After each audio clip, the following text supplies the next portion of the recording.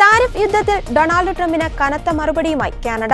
അമേരിക്കയുമായുള്ള പഴയ ബന്ധം പൂർണ്ണമായി അവസാനിച്ചെന്ന് പ്രധാനമന്ത്രി മാർക്ക് കാർണി പറഞ്ഞു.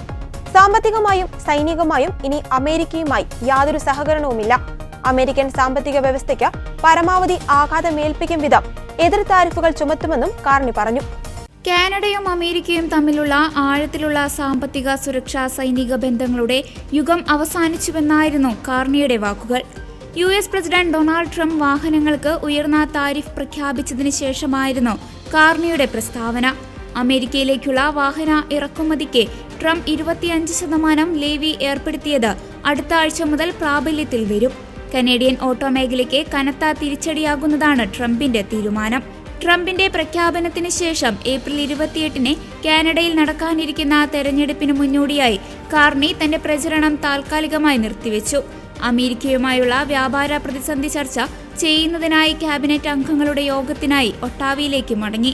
ട്രംപിന്റെ വാഹന താരിഫുകൾ ന്യായീകരിക്കാനാവാത്തതാണെന്നും രാജ്യങ്ങൾ തമ്മിലുള്ള നിലവിലുള്ള വ്യാപാര കരാറുകളുടെ ലംഘനമാണെന്നും കാർണി പറഞ്ഞു.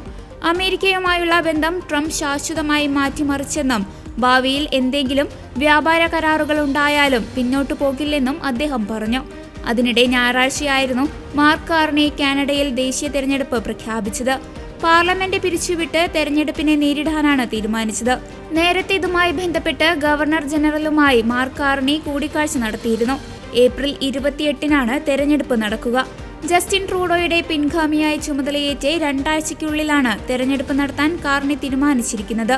US പ്രസിഡന്റ് ഡൊണാൾഡ് ട്രംപിന്റെ ന്യായീകരണമില്ലാത്ത വ്യാപാര നടപടികളും നമ്മുടെ പരമാധികാരത്തിനെതിരായ അദ്ദേഹത്തിന്റെ ഭീഷണികളും കാരണം നമ്മുടെ ജീവിതത്തിലെ ഏറ്റവും പ്രധാനപ്പെട്ട പ്രതിസന്ധിയിലൂടെയാണ് കടന്നുപോകുന്നത്. പ്രസിഡന്റ് ട്രംപിനെ നേരിടാനും എല്ലാവർക്കും അനുയോജ്യമായ ഒരു പുതിയ കനേഡിയൻ സമ്പദ് വ്യവസ്ഥയെ കെട്ടിപ്പടുക്കാനും ശക്തവും പോസിറ്റീവുമായ ഒരു ജനവിധി ഞാൻ കനേഡിയൻ പൗരന്മാരോട് അഭ്യർത്ഥിക്കുന്നു. കാരണം നമുക്ക് മാറ്റം ആവശ്യമാണ്.